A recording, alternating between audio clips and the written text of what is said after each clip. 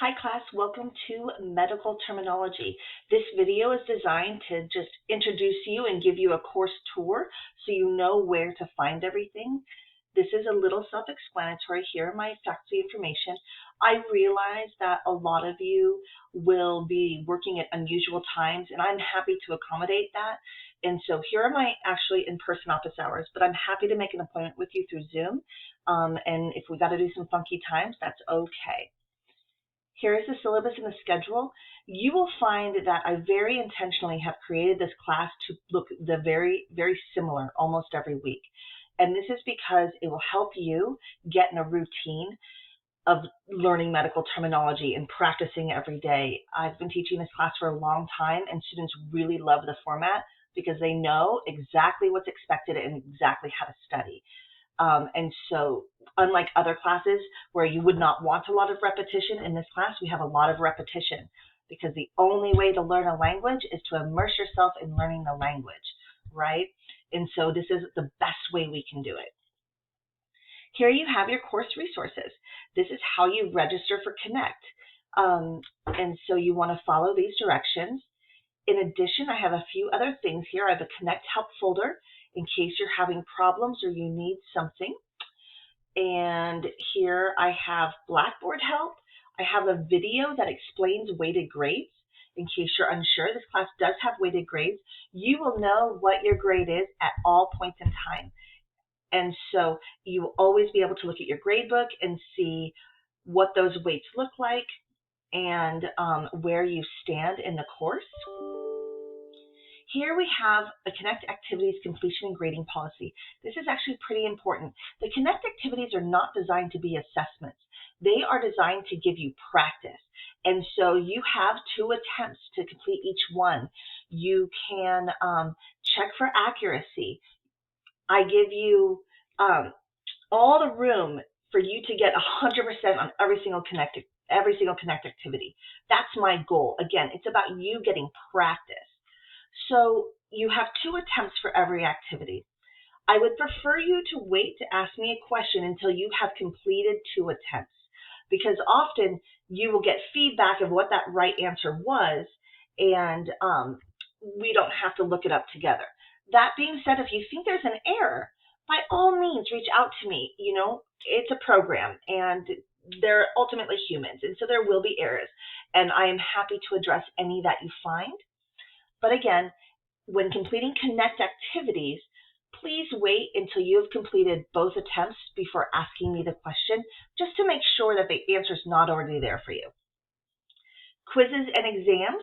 For quizzes, you will have 30 minutes, and for your exams, you'll have 75. Here is what will happen at the end of an exam. You will be able to see your total score. You will not be able to see what you missed until that exam has closed. And that is really also true for quizzes. The only slight difference is on exams, there will be some manually graded questions. And so you will need to wait until I've manually graded your exam to know what your grade will be. Okay. What's also important to know, activities can be late. They drop by 20% a day. Quizzes and exams cannot be made up. They cannot be late. Again, this is why it's really important to go in and read your syllabus so you know all of the policies of the course. This class will have a little bit of a one-stop shop. Everything you ever need for that week can be found in your weekly folder. I will have additional buttons here that I will explain. But as far as your assignments go, you can always find it in your weekly folder. This is just a little breakdown of how your time will be spent likely in this course. And here you can see you already have, I believe, 4 chapters open. Oh, and I need to fix that. It should say week 4. And you can see here, for example, week 1. Week 1 is the only time you will have only 1 due date. You will see from here on out, and this is outlined in your schedule, you will always have 2 due dates every week. You have week 1 to get prepared in case your work schedule does not accommodate this, in case this is going to be a harder thing for you to achieve.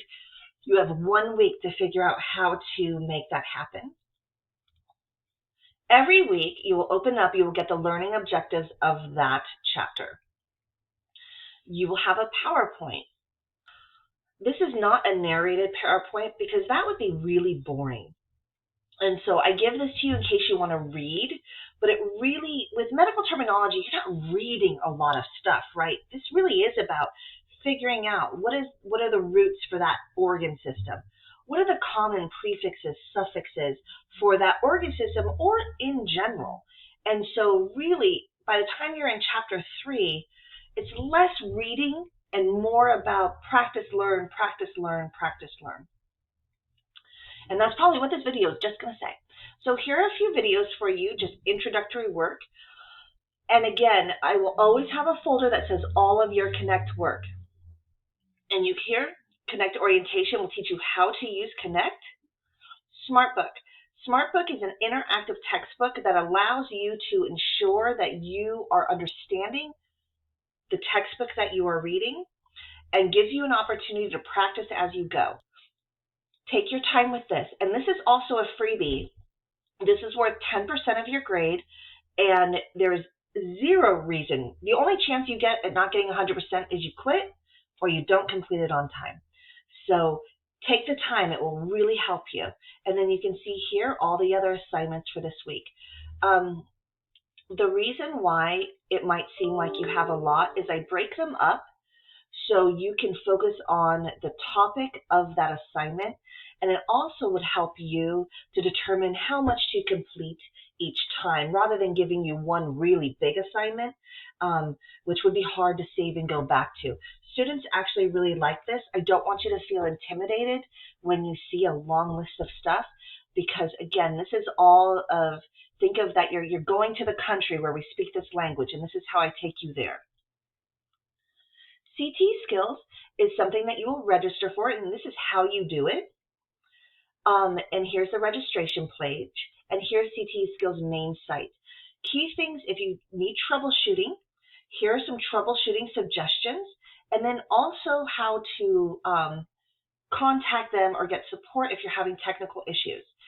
CT Skills is really accompanying videos. I can show you an example. Let's go to week 3 here. And here are videos that show you a review of AMP for the integumentary system. And then here are videos that will show you basic medical terminology for the integumentary system. They're pretty cool. That's actually why I use them and choose not to create videos because the graphics are much better. And so these will be very helpful. But if you haven't registered, there's nothing for you to pay for. It comes with your class, but you do need to register in order to see them. I will place them here. Let's see if we'll go see, but I'm not registered right now, and so it's not going to take me through. Also, every single week you will see this sheet. This is just for you to have extra practice. When you complete each chapter, you will do a portion of the chapter review, but in case any of you want to just practice a little bit more, here are practice sheets for you. Last but not least, we have the library. The library is something I've created for you to make it easy for you to find answers to questions you may have. Here is a document I wrote about how to be really successful in medical terminology, and this is from years of teaching it, so definitely take this advice. This is a link to the Connect homepage. Once you register, you'll always have access to the homepage, and this is an audio glossary. Pronunciation is going to become really important for you. You will be tested on it, and you will be making medical research presentations, and you'll be able to speak it.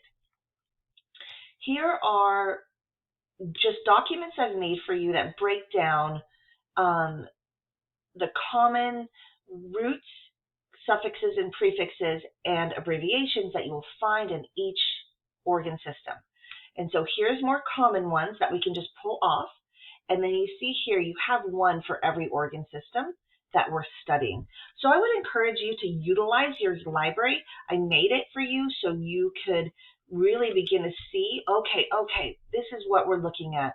These are the most common roots that you will find. Because if you can memorize the roots of everything in the integumentary system, a lot of the prefixes and suffixes are reused over and over and over again. They're not related to the organ system. They're describing pathology. They might be giving you a location of a pathology. And so that doesn't really change. And so it's really then how you put those together. Okay?